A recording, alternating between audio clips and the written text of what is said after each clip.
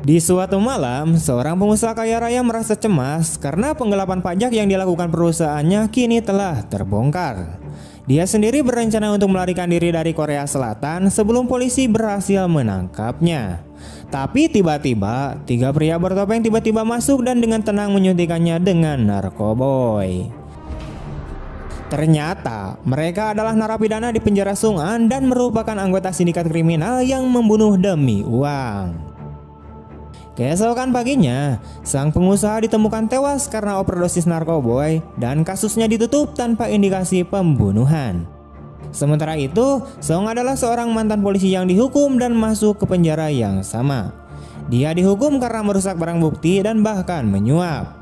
Ia sendiri juga dijuluki sebagai Grim Reaper karena ia selalu berhasil menghabisi target-targetnya. Karena sifatnya yang tidak ramah, dia langsung berkelahi begitu ia turun dari bus.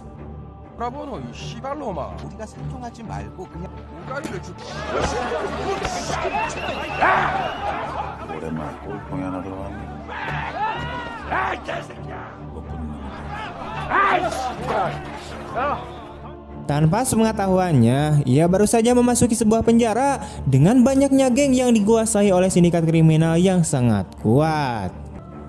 Sementara itu, Iko sebagai raja penjara menikmati perlakuan istimewanya. Cara-cara kejamnya membuka jalannya untuk menjadi orang yang paling ditakuti di penjara, bahkan di atas semua gangster. Selain cara-cara tersebut, ia juga memenangkan hati para pejabat dan narapidana dengan menyuap mereka dengan sebagian uang kotornya. Keesokan harinya, anak buah Changgil kemudian mengeroyok Song. Melihat hal ini, Iko kemudian datang dan memerintahkan mereka untuk berduel. Kemudian duel pun dimulai.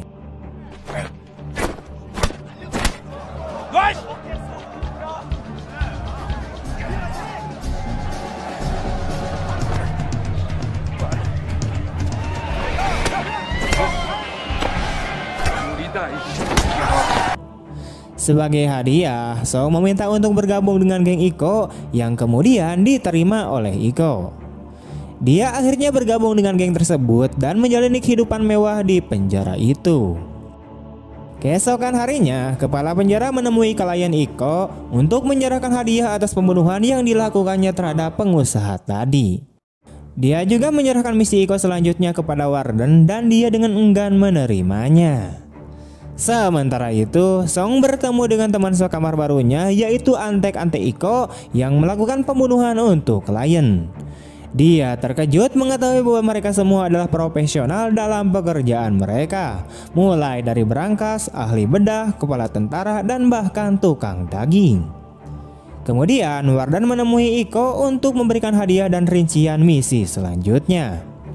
Dengan rincian tersebut, mereka pun merencanakan misi selanjutnya. Mereka bahkan merekrut seorang ahli bahan peledak dari penjara lain ke dalam tim mereka.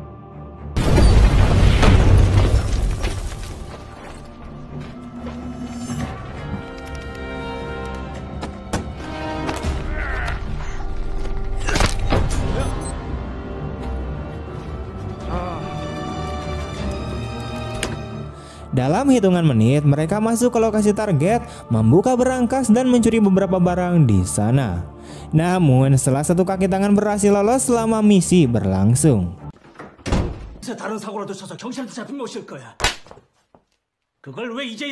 Berita tersebut kemudian sampai ke telinga kepala sipir dan ia memerintahkan anak buahnya untuk segera menangkapnya.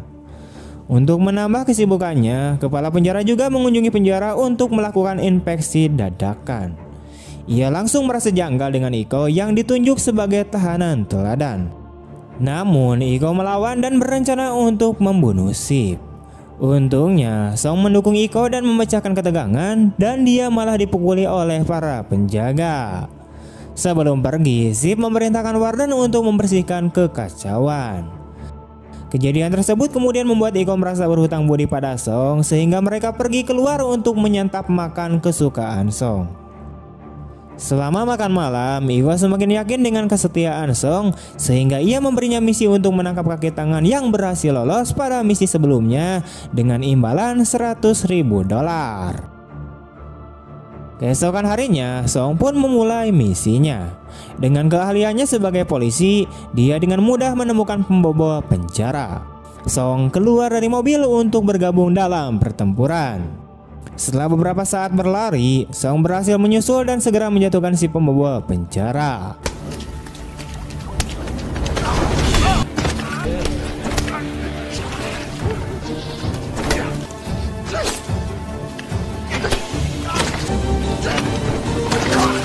Pembobol penjara kemudian dibawa kembali ke penjara dan Iko memerintahkannya untuk bunuh.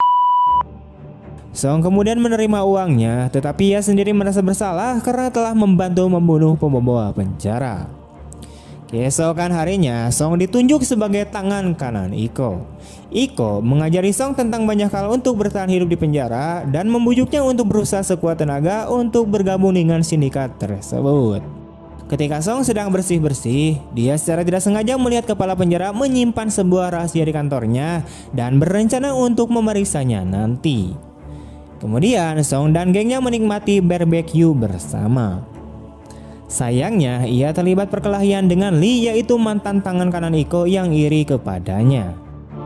Iko menunjukkan dukungannya kepada Song di depan semua orang dengan memukuli Lee.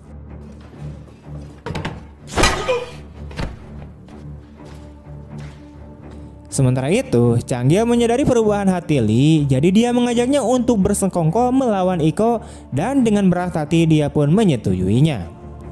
Sementara itu, Song telah menyusup ke kantor Warden dan mengetahui rahasianya. Ternyata Warden telah menyimpan bukti yang memberatkan bahwa Iko menerima misi dari klien. Dari salah satu rekaman, Song mengetahui bahwa Iko adalah orang yang telah membunuh saudaranya karena dia terlalu dekat dalam mengoreksi informasi tentang sindikat penjara sebagai reporter. Keesokan harinya, klien datang ke penjara untuk mendiskusikan misi selanjutnya secara langsung dengan Iko. Song memata-matai mereka dan menyadari ada yang aneh dengan Lee.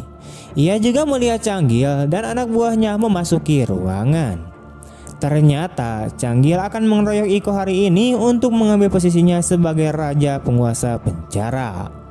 Untuk memulai perkelahian, Iko melemparkan panci berisikan minyak panas ke salah satu anak buah Changgil dan dengan kejam mencungkil bola matanya dengan sendok. Sementara dia melakukan itu, dia mengancam semua orang yang mengejarnya. Reaksinya menurunkan semangat anak buah Changgil. Melihat hal ini, Changgil kemudian meminta maaf diikuti dengan air mata dan pengakuan. Namun, Changgil mengendap-endap dan menikamnya dari belakang. Tiba-tiba, Song masuk ke dalam ruangan dan kembali menyelamatkan Iko. Satu persatu anak buah Changgil kemudian berhasil dilumpuhkan olehnya. Song juga menerima banyak pukulan, namun ia terus bangkit setelahnya.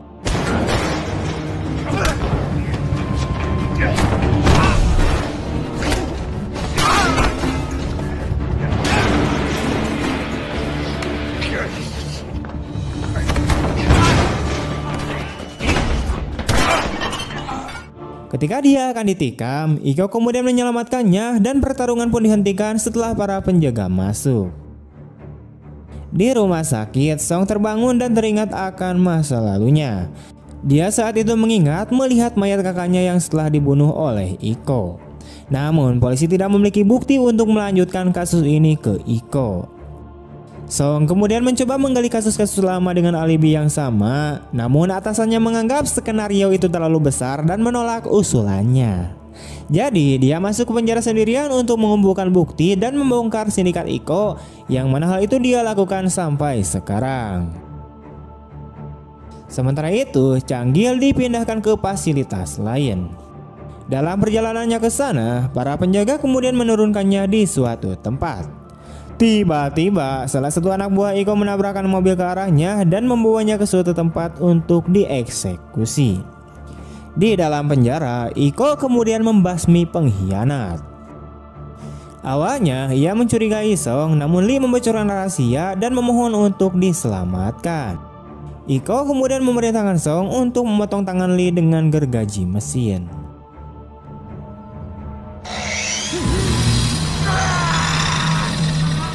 Melihat hal ini, para antek kemudian semakin takut dan sekarang menghormati Song. Namun di dalam hati, Song takut tindakannya saat menyusup ke dalam sindikat akan mengubah siapa dirinya yang sebenarnya. Iko kemudian menyadari bahwa Song sedang goyah, jadi dia berbagi tujuan dengannya. Dia berencana untuk mengambil alih semua penjara di Korea dan meminta Song untuk membantunya. Keesokan harinya, Song menemui seniornya di luar penjara. Dia kemudian menyerahkan salah satu rekaman sipir kepadanya dan menjelaskan semua kondisi di dalam penjara. Song bertekad untuk melihat misi ini sampai akhir untuk membalaskan dendamnya. Sementara itu, Wardan bertemu dengan Sip. Sip mengetahui bahwa Wardan telah menerima uang dari Iko dan ia berencana untuk mengungkapnya. Kemudian Warden menemui Iko untuk membebaskannya dari penjara. Dia melakukan ini untuk membersihkan kekacauan di dalam yurisdiksinya, namun solusi tersebut tidak disambut baik oleh Iko. Dia menolak usulan tersebut dan berencana untuk membunuh kepala penjara sendiri. Sekali lagi, sindikat ini memulai misi berskala besar. Kali ini mereka akan membunuh kepala suku di sebuah pengecoran logam. Song menyelinap keluar dan menelpon seniornya untuk menyampaikan rencana misi dan menyiapkan penyergapan. Maka polisi segera pergi ke pabrik pengecoran untuk menyiapkan penyergapan. Setelahnya mereka masuk namun tidak menemukan sesuatu yang mencurigakan di dalamnya. Ternyata Iko telah mengambil tindakan pencegahan dan mengubah titik pertemuan. Anak buahnya kemudian datang dengan membawa kepala suku di dalam sebuah tas dan menyebloskannya ke dalam penggilingan besi tua. Sip memohon untuk hidupnya saat dia perlahan-lahan mendekati ajalnya. Dengan itu, Iko telah membunuh Sip tanpa ada bukti yang mengarah pada sindikat tersebut. Sementara itu, senior Song menerima perintah dari atasannya untuk membatalkan misi tersebut. Namun, dia tidak ingin meninggalkan Song, jadi dia memulai penyelidikannya sendiri. Dalam perjalanan pulang, Iko mendengar tentang penyergapan tersebut dan mengirim anak buahnya untuk mengikuti senior Song. Mereka kemudian menangkapnya dan Iko mengancam akan membunuhnya jika Song tidak mengaku. Mereka kemudian menempatkan seniornya di penggilingan logam yang sama sambil menyuruhnya menelepon. Song akhirnya membuka penyamarannya. Dia berencana untuk menyandera Iko, tetapi anak buahnya mengerumuni tempat itu dan segera memukulinya. Sementara itu, Warren mengetahui tentang penyelidikan polisi dan menyadari rekamannya yang hilang. Dia berhadapan dengan Iko dan mereka berkelahi. Namun dia tidak dapat menembaknya dan Iko berhasil merebut pistolnya.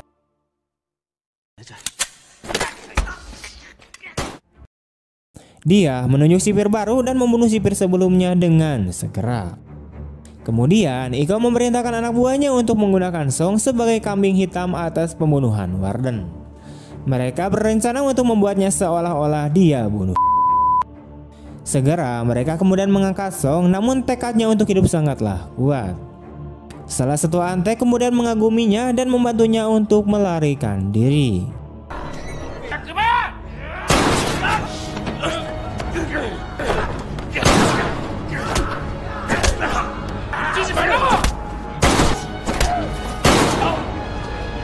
Di tengah keributan, Song memukuli antek-antek itu satu persatu. Kemudian dia keluar dari ruangan untuk menyembunyikan diri, sementara penjaga dalam keadaan siaga untuk menemukan Song. Para penjaga menggeledah satu persatu ruangan. Beruntung salah satu teman lamanya menyembunyikannya dan mengobati lukanya. Kemudian dia pergi ke fasilitas pribadi Iko dan membakarnya. Dalam beberapa menit, api menyebar membuat Iko dan para penjaga waspada. Song juga membawa sebuah tangki bensin dan membakarnya di base camp Iko.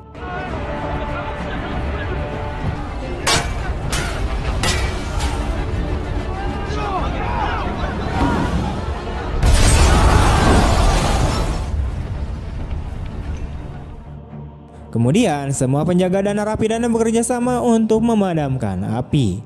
Namun api itu terlalu besar dan usaha mereka tampak tidak berarti. Tiba-tiba Song menampakkan dirinya dan mengajak Iko untuk berduel. Iko mengambil sebatang besi dan menerima ajakan tersebut. Pertarungan pun berlangsung sengit dan menegangkan saat mereka saling mengalahkan satu sama lain. Setelah beberapa waktu, Song kemudian berhasil mengalahkan Iko dan mempermalukannya di depan anak buahnya. Sementara itu di luar, polisi juga disiagakan oleh kebakaran sehingga mereka masuk ke dalam penjara dan mengepung tempat itu. Di atas menara, Iko kemudian mengeksploitasi luka Song dan keadaan berbalik sekali lagi. Untungnya, polisi memperingatkan Iko untuk menyerah. Namun dia termakan oleh ambisinya dan tidak berencana untuk menyerah.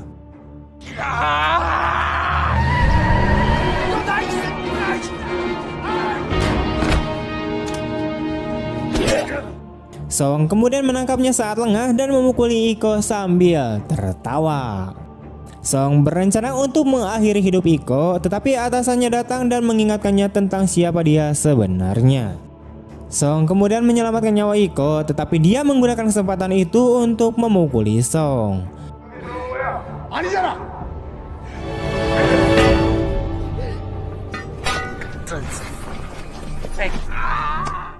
Pada akhirnya, polisi menembak Iko dan kemudian membunuhnya.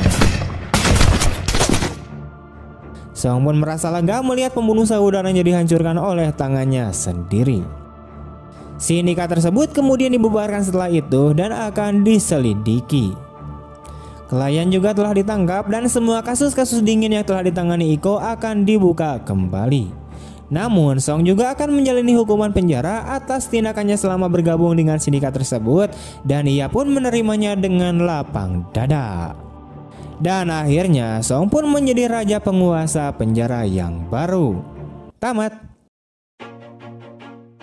Oke teman-teman, sekian dulu untuk video hari ini. Bagaimana tanggapan teman-teman tentang film ini? Tulis di kolom komentar. Dan jika teman-teman mempunyai rekomendasi film selanjutnya untuk kita bahas, silahkan kalian tinggalkan jejak berupa komentar. Jangan malu-malu, silahkan kalian tulis di kolom komentar ya. Oke, saya Niko pamit undur diri. Terima kasih telah menonton sampai akhir.